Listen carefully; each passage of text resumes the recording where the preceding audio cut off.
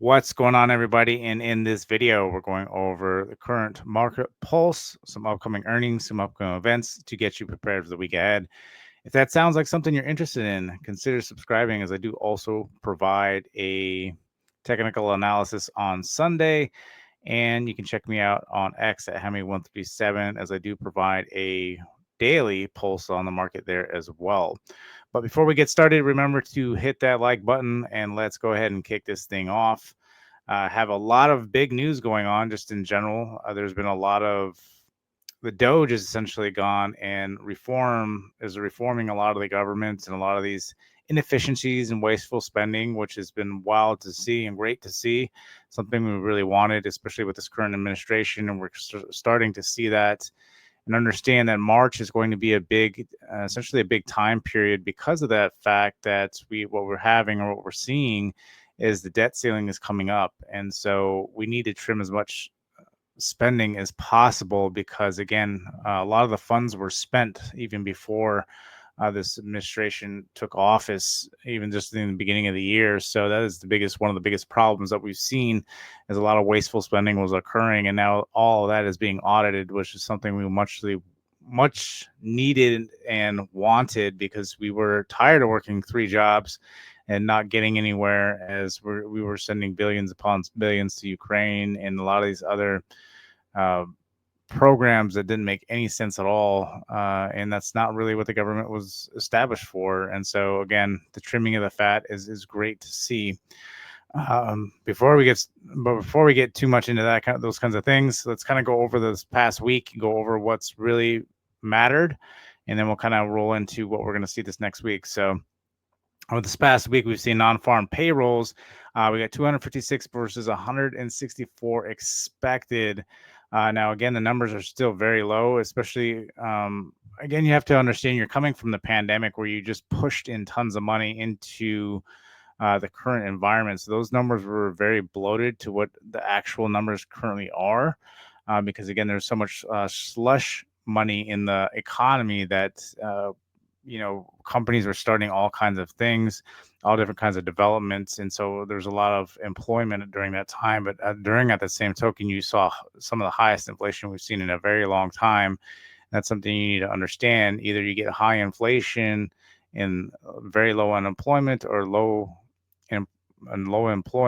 high employment and or high inflation. So with that being said, again, I got kind of word scrambled there a little bit, but yeah. So with that being said, the non-farms, interesting to see there. And then obviously we've had 2024 job numbers revised by another negative 600K. So we're continuing to see something we've been talking about for a year, when people are like, well, why isn't essentially this whole recession period started? It should have started 2 years ago, and it has been going on for 2 years. And anything past essentially 6 months is a depression. We've been in a depression this whole time. You're seeing it globally, and yet people are wondering, well, why isn't it being reported in the United States? And it's been happening in the United States, yet you've had all this wild spending. Again, you have to remember, we were spending $1 trillion every 90 days to make this thing look like it was legitimate. And when you weren't in a recession, yet you were still feeling it despite what was being reported. So now a lot of that stuff is being revised, and again, a lot of the corruption is coming out now. That's exactly what was going on, and is continuing to go on. This is why Trump is trying to cut rates at this point, because employment is so low. Even despite people working, 2 or 3 gig jobs, it's still extremely hard to recover because of that. Because again, there's so much wasteful spending, so you're still getting taxed. So he's trying to change all that to where we can actually benefit and do extremely well. But again, we will see. Again, I don't trust either party, and there's always some other intention going on there. But with that being said, what we're seeing is what we wanted to see. Whether you like or agree with that or not, you're getting full bore. Again, don't agree with everything. Not trying to make it political, but again, understand that the primary purpose of why he was elected is essentially cleaning out the swamp, and he is doing that right now. at least what we're seeing so far. So again, you have to understand it's only been 3 weeks, and a lot has occurred in 3 weeks. So, but again, the corruption being the biggest one of them, and that's being exposed now. So, still getting some great earnings. So we had Amazon, Google, AMD, and Palantir. Amazon, what we've noticed over the Mag 7 have been reporting is that cloud space is losing a lot of sales. And that is because, again, interest rates are too high, businesses can't continue to develop, and so they're trimming so much fat. So right now they're in survival mode, and people tend to forget that. And we're seeing that restarting, reflecting even in the tech space. That was one of the strongest ones we've had. But the problem again being is that again the workforce is being diminished because of high interest rates and no new developments. You're cutting spending as much as possible, and you're in pure survival mode at this point.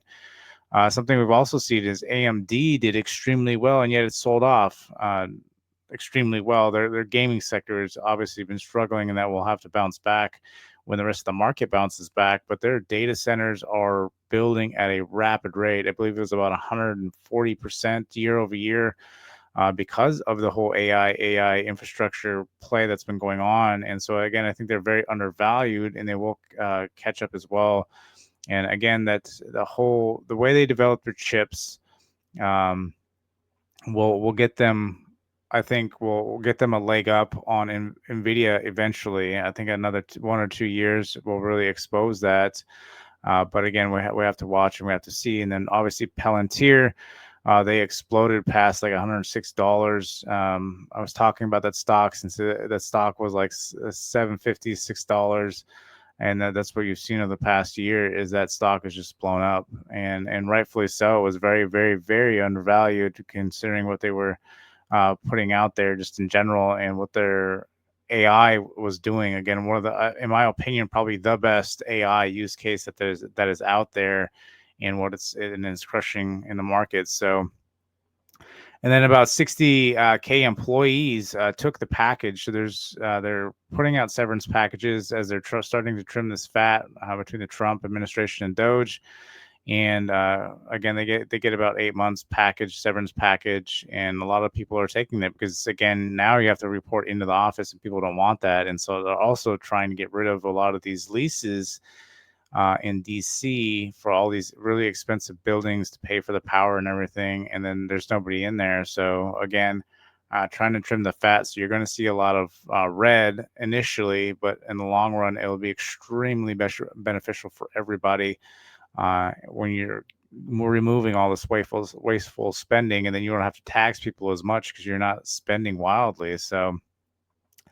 And that's the Doge has saved about $68 billion to this point. Again, Doge has only been working for about roughly about 3 weeks. So the fact it's up to about $68 billion that it has saved already is amazing. And again, reflects the fact that we've been wasteful spending for so many years that it's really sad to see and good to actually see things start being corrected in general.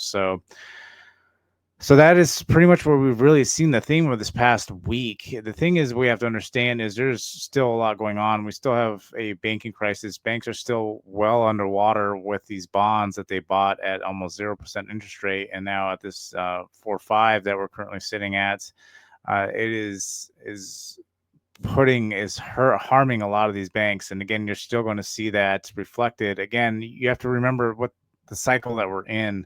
February, March is typically a heavy sell time period. And now that we've reported a lot of big earnings, the only earnings we are waiting for to this point is NVIDIA earnings. Once NVIDIA earnings hits, the market, I think, is going to start selling pretty heavy at that point. The market has been trying to pull back. If you haven't noticed, watching price action, the market has been very, very overextended and now wants to pull back. And even some of these earnings are still really good, and the markets they're just not holding. The price action isn't holding. And so that's what you're seeing is the market wanting to pull back. It's just waiting for that one earnings. And that's, again, why they've used it kind of as an anchor point and essentially put it out about a month away from that is essentially the Super Bowl week of earnings. And so that's what we're seeing and what the market is waiting on. Once it has that information, the market will move off of that moving forward. So now this upcoming week, We do got Fed Chair Powell testifies in front of Congress on Tuesday, and then in front of the House. I think it's the House on Wednesday here. But yeah, so he should be reporting. That's normally gives you good insight into what they're thinking about as far as rates. He came out very bland when he spoke. Again, he has to because he moves markets. You have to understand that he's probably one of the most. He is the most influential man in the markets in the economy because he adjusts rates. And so when he speaks, you need to be listening. And when he's going to be grilled by the Congress and the House, or Congress and the Senate, that it's going to be interesting to see how that works. But given the fact that they didn't know what was going on with tariffs and everything else, I think it's important to understand that. So it could very well swing the market this week. I'll just understand that we aren't pricing in the end of the world this week, but again, he has a direct impact on the market when he speaks. So again, you have to pay attention when he is speaking, and he'll be speaking quite a bit this week, Tuesday and Wednesday. So keep that on your calendar. Wednesday, we also have core CPI. That's going to be extremely important as inflation is very much a concern at this point. The question is with all the reduction in spending, how much will that actually help? So not only can we bring down inflation, but especially because of the wild spending and the fact that we've been cutting that, I don't know if we might start seeing it on this report.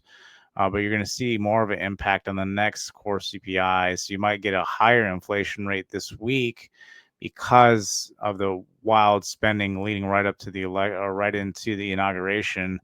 And so you still might see another month or two of inflation. Again, I think we'll see a bigger drop in inflation potentially coming in next month. So once we get a full month of data from what we've seen from Trump actually being in office, that might actually have an impact. And so that's reasonable enough for Powell to potentially start cutting rates, because again, unemployment is skyrocketing at this point, and you're starting to see more and more layoffs and unique ways to lay off people, because again, there's still good people that are working, but again, these companies are hemorrhaging money because of inflation and rates, and it's just extremely hard to operate. They can't get new business loans because they can't afford the interest rates right now. So you have to understand that it's a double-edged sword going on there. So then Thursday we have core PPI. Again, this doesn't have nowhere near as much weight as the core CPI, but it does give you kind of a projection where things are going. So that's interesting there.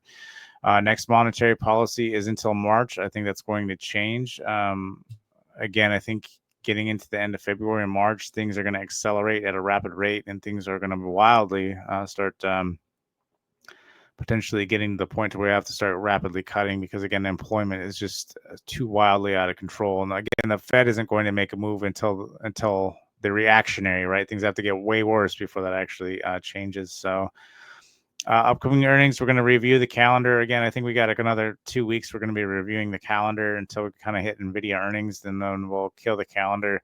As again, the earnings will continue on for the remainder of the quarter, but again, it's not going to have that much influence over the market, but it will still give you good insight, which we'll still talk about whenever we do see earnings that are worthwhile or have our best interest in mind. So expected moves this week are at 98, so that's a well above average. Again, when Powell speaks, when you have core, that's going to have a big influence on how much is priced in for the week. So again, individual stocks will again be the winner this week, not so much the index.